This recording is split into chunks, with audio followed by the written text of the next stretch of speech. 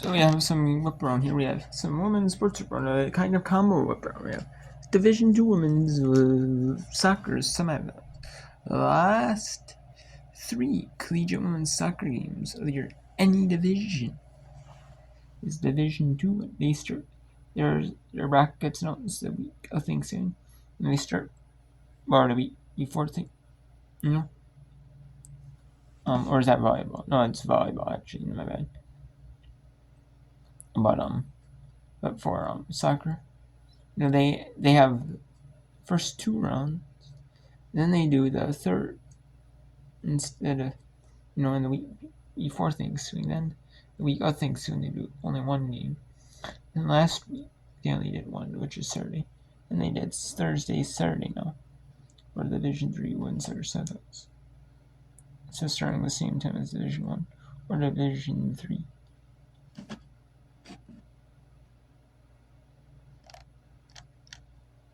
Easter week after, and then the women's for Division 2 women's soccer, which is taken up first. They do with us. We have the bracket. Then they have a week off because of Thanksgiving. Then you do the bracket. Then they do the first rounds. And then do the semifinals and final. Division 2, 3 just as break for Thanksgiving. Between them. Week off. So MSU Denver at Wingate. Or MSU Denver versus Wingate. Number 5 Wingate 31-1 versus number 4 seeded MSU Denver 29-3. The top 8 got reseeded was number 3 Concordia St. Paul, beat number 7 again 3-1 in the 7th quarterfinal 2, quarterfinal 1. Number 3 Seapoint Loma swept Bentley. Then we have Wingate, the 5 seed, sweep it so far opposite on MSU Denver. Metropolitan University at Denver. And then 4 quarterfinal number 4. Quarterfinal number 4. Number 1 seed to Tampa and number 8 seed First State. They reseed the top 8, so you have a top 8 in your 8 regional brackets, Division 2. Top 8 got reseeded. The regional winners got reseeded. And we have Davis and Okies at Marshall in women's basketball.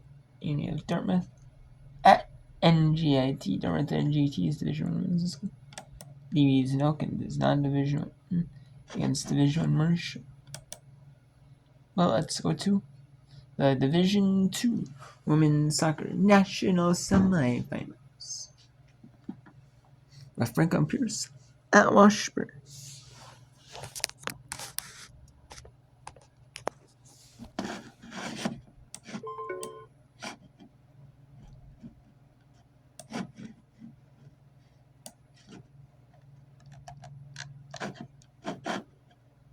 Match for Washburn, 3 of them here in the second half.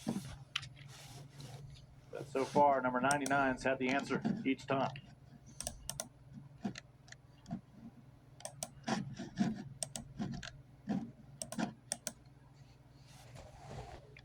You alluded to this. The moment one team finds a goal, there's a good chance 30 seconds later the other team's going to find a goal.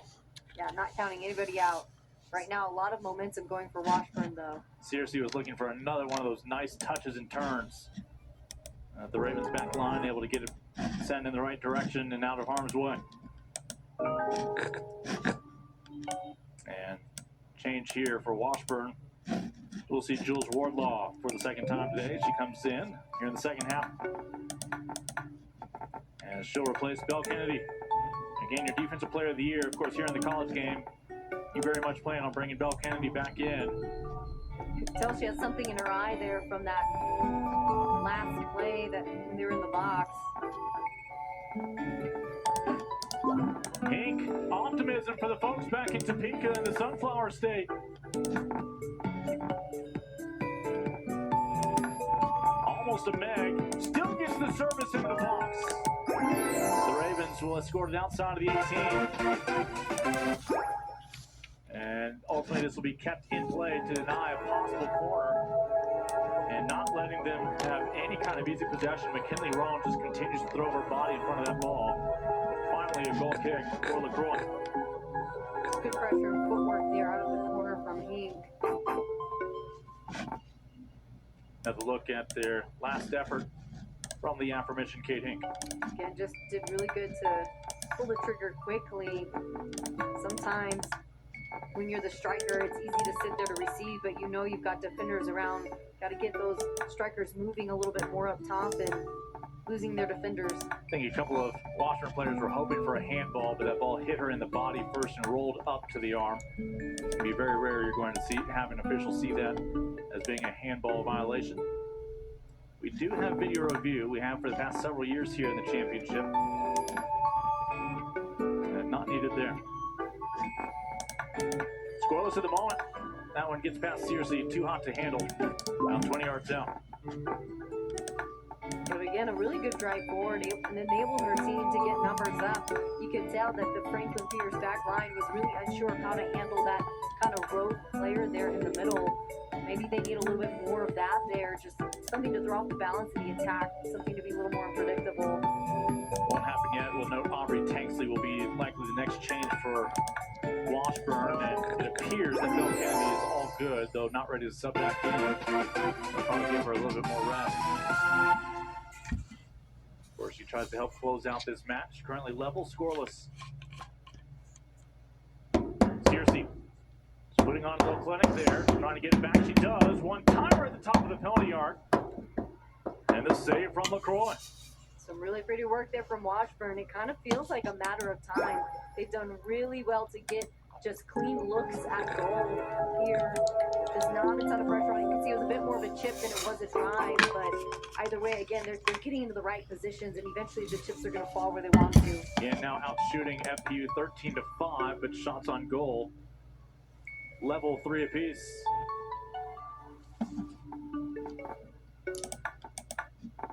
"25 minutes to go in regulation. If necessary, we'll go to overtime, something FPU needed to defeat Westchester in the last round. They would walk it off in that first overtime period. Here's another chance for Hink. Hink able to beat the keeper, and it's the ball. It's out in front. It was a matter of time, but the freshman delivers. It really felt like that. The momentum was truly going in their favor in the last 5-10 minutes. We saw FPU, they were kind of allowing them to play at them. They were struggling to track their runners, but it's neat. She's been incredible this whole game. Coach had mentioned she was probably one of the best players in the Elite Eight, and you see why. She's had great services in. She's composed on the ball. She has the IQ just to get into the right space, and the composure puts it right just past the keeper's foot there into that side netting. So that is go for Washburn, and they're up 1-0 now. 24:37 left in the game.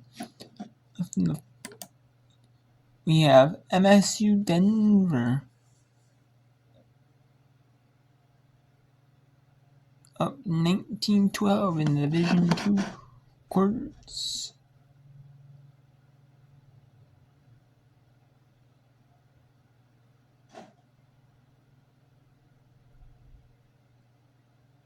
There's a scary injury right there, and you can see there's that big wrap on the knee.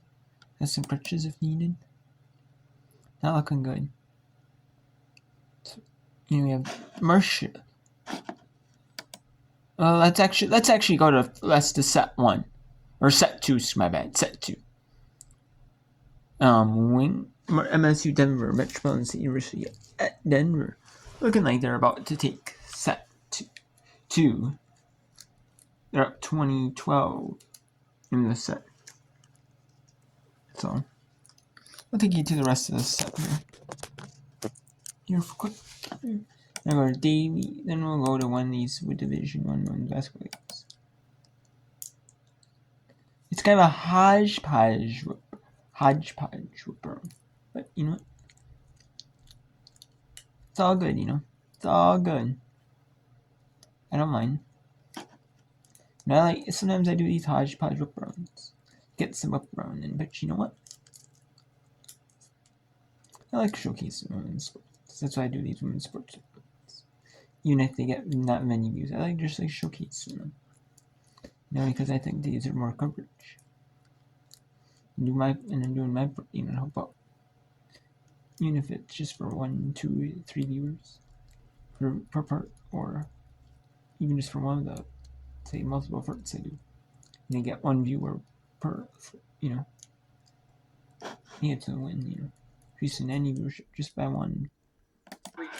And obviously, if obviously women's basketball or women's sports are showing up, or especially if they have ESPN bought the rights to the Division 2 and Division 3 national tournaments in volleyball, and the Elite 8 Final Four and national championship in Division 2, and the Final Four national championship in Division 3. So. In this match, 289 for the year, so right around her season clip.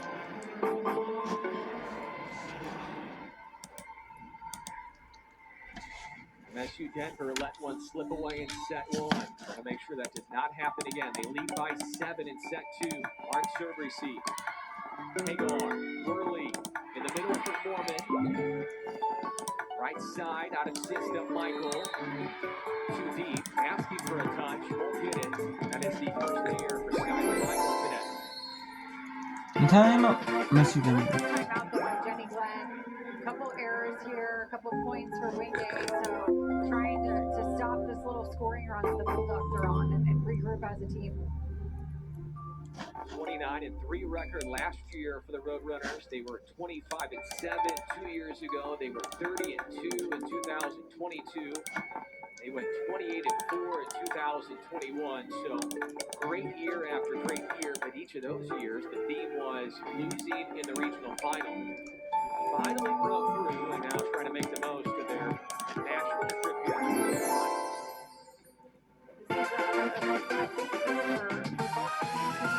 For different reasons, but it's been pretty evenly matched so far.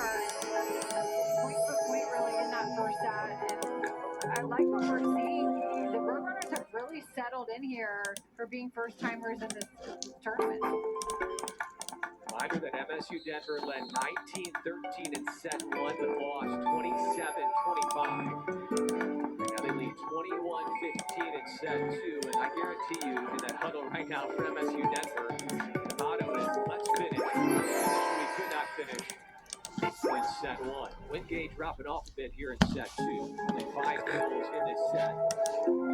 69, no aces in set 2 either. Credit a lot of that though to MSU Denver and forcing Wingate to play deep into rallies. Penny Hoffman statistically the top server for the Bulldogs. Backs up Gennerman. Gennerman gets it back. Saved by Wingate. And Heist. Free ball comes for the Bulldogs. Michael on the backside. Michael another kill. Playing well. That's her 7th. Great shot by Skyler Michael. Leading off the high end. Had a one-on-one block. Going off the high fingertips. And when you're able to go off of fingertips, it opens about 10 to 12 more feet up for you as an attacker because you're not sure how that ball's going to come off.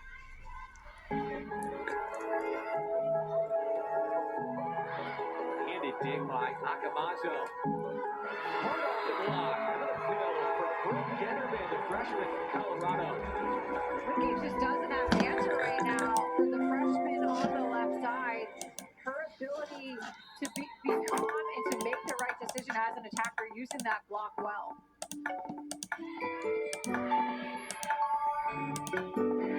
Line play to Johnson. Hit balls around, scraped over, and then tipped in by Abby Moss for Wingate. Great decision there. Going to the tip look on that slide play completely fools this Roadrunners defense in the block. Wingate trying to make this 6-13 in set 2. Worley for the right. Cross-court done by Tanner. Say will have to free ball it across to MSU Denver. Tipped by Gennerman. Tipped by Johnson for Wingate. Gennerman out of seam. Dug out by Tanner. Gennerman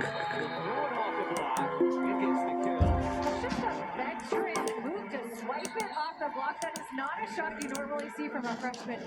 Such a deep toolbox of shots already for Brooke Ennerman. That's her 8th kill. Only 1 air, 318 clip for the freshman Kennerman. Incredibly crafty. That point for MSU Denver.